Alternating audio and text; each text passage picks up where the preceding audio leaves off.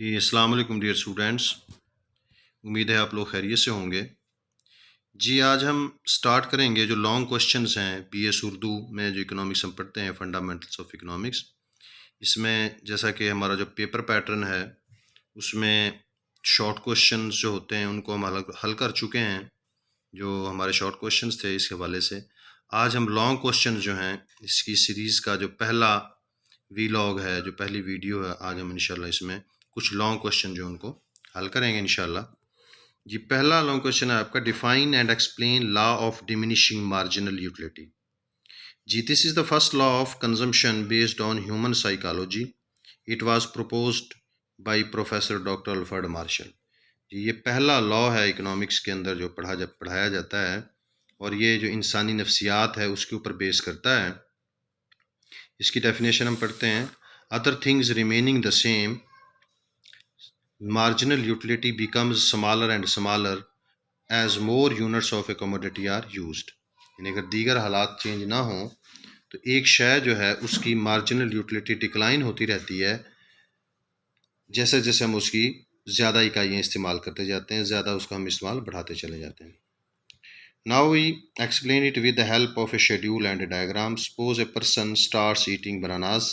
His utilities are shown below। हमें एक शख्स जो है उसकी मिसाल लेते हैं कि वो जो है वो केले जो हैं वो खाना शुरू करता है।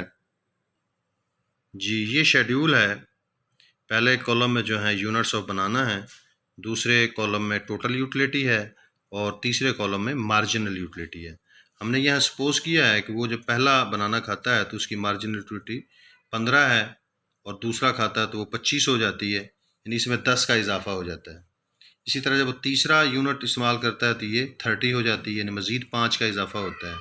और फिर फोर्थ बनाना जब वो यूज़ करता है तो ये फिर 30 ही रहती है, यानी इसके अंदर किसी किस्म का ना इजाफा होता है ना कमी। और पाँचवीं यूनिट पर ये 25 रह जाती है, यानी इसमें 5 की कमी हो जाती है। जो टोटल यूटिलिटी है इसके, ये जो सेकंड कॉलम है ये वाला, इसके अंदर जो चेंज है यानी 15 और 10 25, तो ये मार्जिनल यूटिलिटी है। 30 और 30, 25 और 30 5 का फ़र्क है तो 5 जो है मार्जिनल यूटिलिटी होगी। तो हम ये देख रहे हैं कि जो मार्जिनल यूटिलिटी है वो जैसे जैसे कंज्यूमर ज़्यादा यूनिट्स यूज़ कर रहा है इस चीज़ के, वो कम होती जा रही है, बिल आखिर वो सिफर हो जाती है। सिफर या ज़ीरो मार्जिनल यूटिलिटी होने का मतलब है कि जो कंज्यूमर है हमारा उसकी सेटिस्फेक्शन कंप्लीट हो गई है। और अगर इसके बाद भी वो किसी चीज़ का इस्तेमाल जारी रखता है, जैसा कि मैं अब देख रहे हैं जो फिफ्थ बनाना वो यूज़ करता है, तो उसकी मार्जिनल यूटिलिटी जो है वो माइनस हो जाती है। इसके बाद हम इसको एक्सप्लेन करेंगे इस टेबल को। As the above table shows, when our consumer eats more and more bananas, his marginal utility declines until it becomes zero at fourth unit. This point is called saturation point। जहाँ पे consumer की जो satisfaction है वो complete हो जाती है, उस पॉइंट को सैचुरेशन पॉइंट कहा जाता है। After this point marginal utility becomes negative and total utility starts decline. और इसके बाद यानी फोर्थ यूनिट के बाद जो मार्जिनल यूटिलिटी है वो नेगेटिव हो जाती है और इसी तरह इसकी वजह से जो टोटल यूटिलिटी है वो गिरना शुरू हो जाती है। जी इसी शेड्यूल की जो बेस पर हम ये डायग्राम बनाते हैं। इसमें हमारे पास जो एक्स एक्सिस है इस पर हमने जो कमोडिटी है उसको शो किया है और वाई एक्सिस पर मार्जिनल यूटिलिटी है। चूँकि इसमें मार्जिनल यूटिलिटी जो है उसकी वैल्यूज़ नेगेटिव भी हैं, इसलिए इसमें हमने जो है जो 3 क्वाड्रेंट इस्तेमाल किए हैं। जो नेगेटिव वैल्यूज़ हैं वो ये नीचे की तरफ, -5 है, ये -10 है, ये नीचे की तरफ आ जाएंगी और जो पॉजिटिव वैल्यूज़ होंगी वो ऊपर की तरफ होंगी। तो जब हम स्केल ड्रॉ करते हैं, जैसा कि यहाँ पे हमने स्केल ड्रॉ किया है, तो इसमें हम जो मिनिमम वैल्यू होती है जैसे -10 है और यहाँ पे जो मैक्सिमम वैल्यू है मार्जिनल यूटिलिटी की वो 20 है। तो हम जब स्केल ड्रॉ करते हैं तो मिनिमम वैल्यू से हम स्टार्ट करते हैं और इसको मैक्सिमम वैल्यू तक जो है उसको लेकर जाते हैं ताकि सारी वैल्यूज़ उसके अंदर इंक्लूड हो जाएं। जी तो इस जो डाटा के ऊपर जो हमारी कर्व बनी है ये वाली कर्व है, इसको LM का नाम हमने दिया है और ये मार्जिनल यूटिलिटी कर्व है और ये नेगेटिवली स्लोप्ड है। चूँकि मार्जिनल यूटिलिटी जो है मुसलसल गिरती रहती है, इसी वजह से जो मार्जिनल यूटिलिटी कर्व होगी वो नेगेटिवली स्लोप्ड होगी।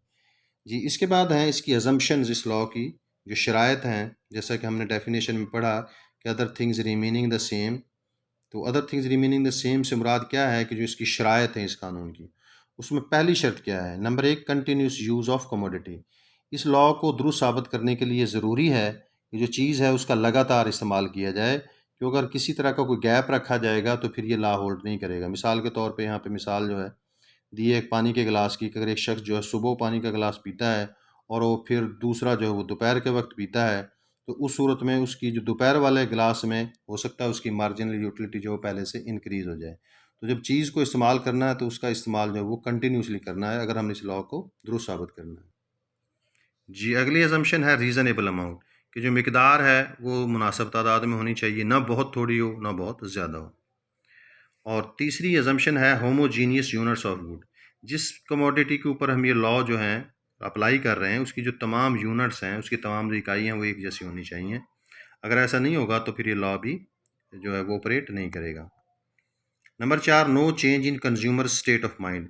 जो सारफ है कंज्यूमर, उसकी जहनी कैफियत में कोई तब्दीली वाक़ ना हो, क्योंकि जब किसी सारफ की जो जहनी कैफियत है वो चेंज हो जाए, बदल जाए, तो उसकी जो यूटिलिटी की जो अरेंजमेंट्स होती हैं वो भी चेंज हो जाती हैं और उस सूरत में ये लॉ होल्ड नहीं करेगा। Number 5, goods should be divisible, कि जो चीज़ है जिसके ऊपर हम ये लॉ लगा रहे हैं उसके छोटे छोटे टुकड़े करना मुमकिन हो। और number 6, no change in consumer's income. जो सारफ की आमदनी है उसके अंदर भी कोई चेंज नहीं होनी चाहिए, क्योंकि जब कंज्यूमर की इनकम चेंज होती है तो उसकी यूटिलिटीज़ चेंज हो जाती हैं और इस तरह ये लॉ जो है होल्ड नहीं करेगा। जी, और आखिर में है लिमिटेशंस ऑफ द लॉ। ये लॉ जो है किन सूरतों में लागू नहीं होता, जिसमें नंबर 1 है वेल्थ एंड मनी। दौलत किसी शख्स के पास मर्जी जितनी आ जाए तो उसकी मार्जिनल यूटिलिटी नहीं गिरती बल्कि वो बढ़ती चली जाती है। इस तरह नॉलेज एंड आर्ट, यानी इल्म और फ़न, जितना आता चला जाए उतनी इसकी प्यास बढ़ती चली जाती है, वहाँ भी ये लॉ नहीं लगता। ऑस्टिनेशन एंड फैशन, ऐसी चीज़ें जिनके रस्म व रवाज होते हैं उनके ऊपर भी ये लॉ नहीं लगता, क्योंकि वो लोग वहाँ पे यूटिलिटी को नहीं देखते बल्कि लोग फैशन की वजह से, रस्म व रवाज की वजह से चीज़ को इस्तेमाल कर रहे होते हैं। इस तरह नारकोटिक्स, जो मनशियात हैं, जो ड्रग्स हैं, इनके ऊपर भी ये लॉ नहीं लगता। और हिस्टोरिकल फाइंडिंग्स, जो तारीखी नवादरात होते हैं, पुराने ज़माने की चीज़ें होती हैं, चूँकि ये नायाब होती हैं, बहुत थोड़ी होती हैं, इसलिए यहाँ पर भी ये लॉ नहीं लगता। जी, इसी के साथ इस सवाल का इख्तिताम हुआ। जी, सेकंड हमारा क्वेश्चन है explain the law of equal marginal utility. जी, सबसे पहले हम इसकी डेफिनेशन देखेंगे। A consumer will be in equilibrium if he arranges his expenditures on various commodities in such a way that the marginal utilities of purchased commodities should be equal to each other।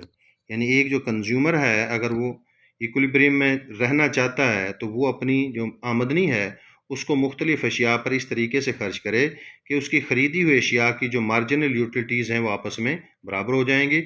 इसी सूरत में जो है वो फ़ायदे में रहेगा।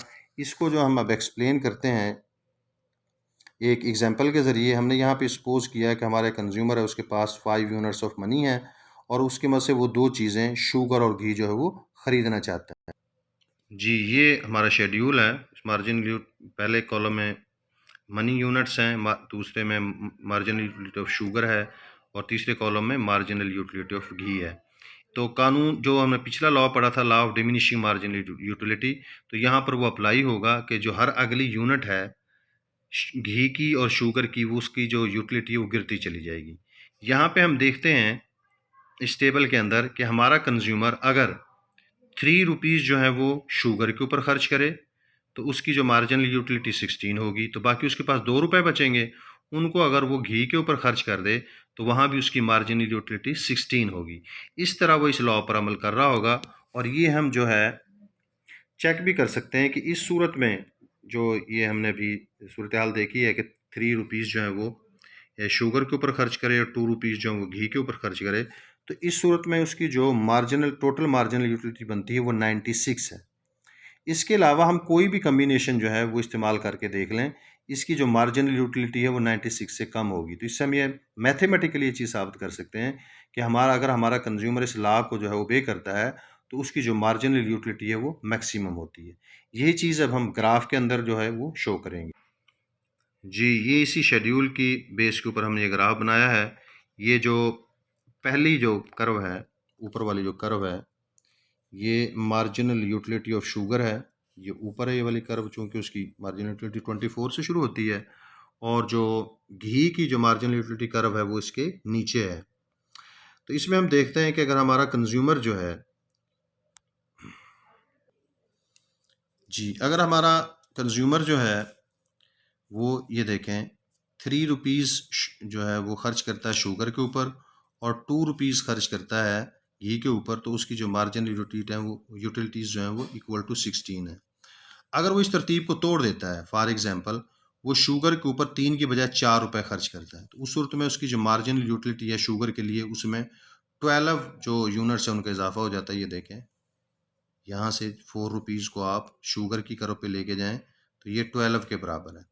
तो ये 12 का इजाफा हो गया उसकी मार्जिनल यूटिलिटी में।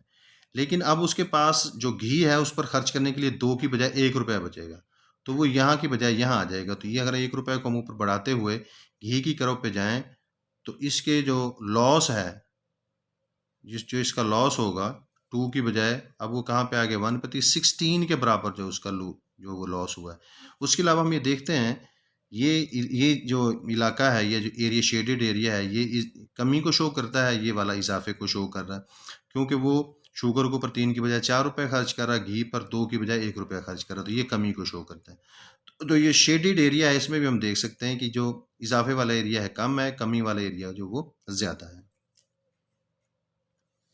तो जो चीज़ हमने ग्राफिकली मैथमेटिकली साबित की थी कि जो कंज्यूमर है अगर वो इस तरतीब को बदलता है तो वो नुकसान में जाता है, यही चीज़ जो हम ग्राफी तौर पर भी दिखा सकते हैं कि अगर हमारा कंज्यूमर इस तरतीब को चेंज करता है, यानी law of equal marginal utility को ओबे नहीं करता, तो वो नुकसान में जाता है।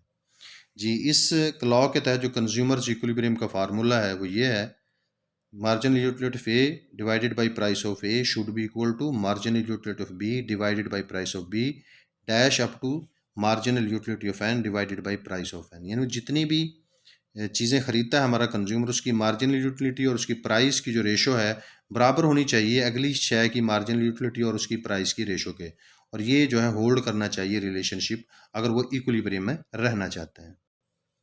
जी, इसके बाद है assumption of the law. Number 1, rationality. Consumer जो है वो रैशनल है, अक्लमंद है, उसे अपने नफ़े नुकसान का पता है, वो अपनी यूटिलिटी को मैक्सिमाइज़ करना चाहता है। और नंबर 2, कार्डिनल मेजरमेंट, कि जो यूटिलिटी है उसको मेजर किया जा सकता है यूनिट्स की शक्ल में, जैसा हमने अभी किया। इसके बाद डिमिनिशिंग मार्जिनल यूटिलिटी, कि जो हर अगली यूनिट है उसकी जो यूटिलिटी है वो डिक्लाइन होती है। यूटिलिटी इज़ एडिटिव, कि ये जो मुख्तलिफ जो हमने यूनिट्स यूज़ की हैं डिफरेंट गुड्स की, उनकी यूटिलिटी को आपस में जमा किया जा सकता है। यूटिलिटीज़ आर इंडिपेंडेंट, यानी किसी एक चीज़ की जो यूटिलिटी है वो दूसरी पे डिपेंड नहीं करती, बल्कि यूटिलिटीज़ जो हैं वो एक दूसरे से इंडिपेंडेंट है, आज़ाद है। जी, ये इस लॉ की जो है असम्पशन थी। इसी के साथ हमारा जो आज का वी लॉग का सिलसिला है लॉन्ग क्वेश्चंस का, ये ख़त्म हुआ। बाकी इंशाल्लाह हम नेक्स्ट वी लॉग में बाकी सवाल करने की कोशिश करेंगे।